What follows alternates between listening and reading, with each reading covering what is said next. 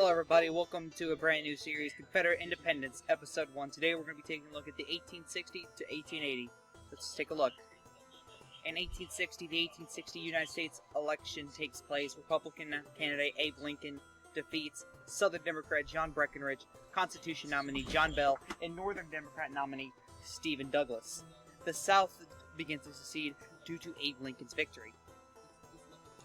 1861, Independent Jefferson Davis is elected as the first president of the Confederate States of America.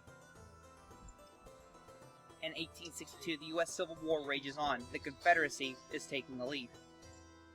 In 1863, United States President Lincoln decrees the Emancipation Proclamation, hoping to rallying up the troops. After months of war, United States General Ulysses Grant surrenders to the Confederacy. The Confederate States of America gained the territories of Arizona, New Mexico, Kansas, Missouri, Kentucky, and Maryland. United States President Abraham Lincoln resigns from the presidency, causing Vice President Hannibal Hamlin to become the 17th President of the United States. In the 1864 United States election, Democrat George McClellan defeats Republican Hannibal Hamlin 139-60 in a landslide to become the 18th United States President. In 1865, the United States of America renamed to the Union States of America due to the belief that they are no longer united. The USA and the Union States and Confederate States begin their own different version of a reconstruction process within their own countries. This can include from rebuilding to setting up new laws to anything in general, to anything within that reach. In 1860, Presidents McClellan and Davis formally announced an armistice, which officially ends the Civil War. In 1867, Democrat Robert E. Lee defeats Whig Lavelle Rousseau 81-46 to become the second Confederate president. President McClellan passes a bill allowing former and free slaves the right to vote. It is not an amendment, it's just a law. 1868, Reformer George McClellan. This is a party he created, knowing that the Democrat name would not be one to keep writing on, since they are now hated by the North. So he creates the Reform Party, a party that wants to reform America into a new age. He defeats Democrat Schuyler Colfax 181-86 to win re-election.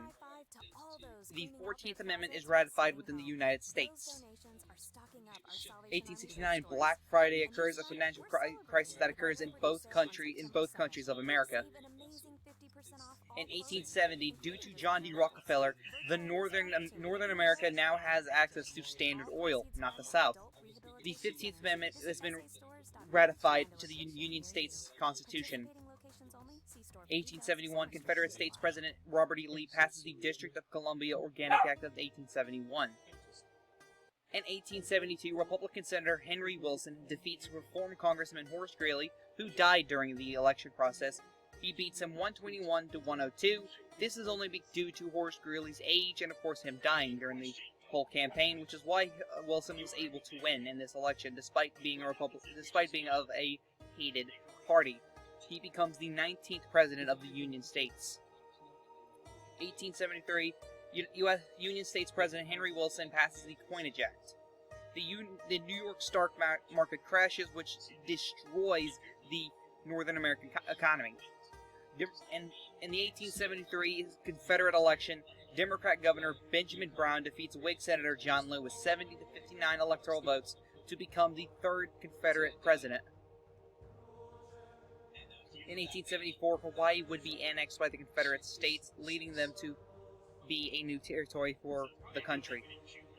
In 1875, President Henry Wilson passes the Civil Rights Act, but he also would pass the Page Act of 1875, but shortly after he would pass away. His vice president, Edward Noyes, would become the 20th president of the Union States. In the 1876 Union States election, Reform Governor Samuel Tilden defeats Republican President Edward Noyes in a landslide 175-51 to become the 21st President of the United States of America.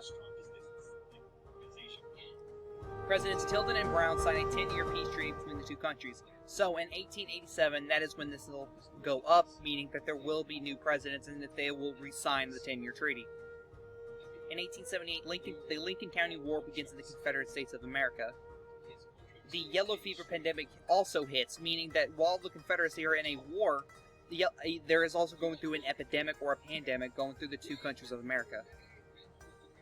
In 1879, U.S. President Tilden signs a bill allowing women's suffrage. It's not an amendment, just a bill.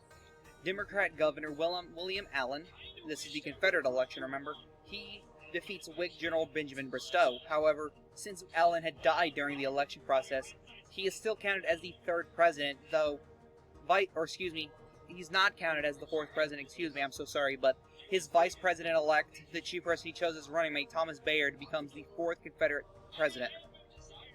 In 1880, in the 1880 Union election, this is one that has been cited as a close one,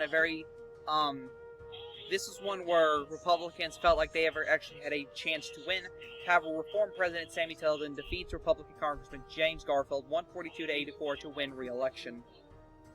And that is it for the end of this video, guys. This was suggested to me by a viewer, and it was actually really fun to make. But anyway, guys, this is the Chaotic One saying peace.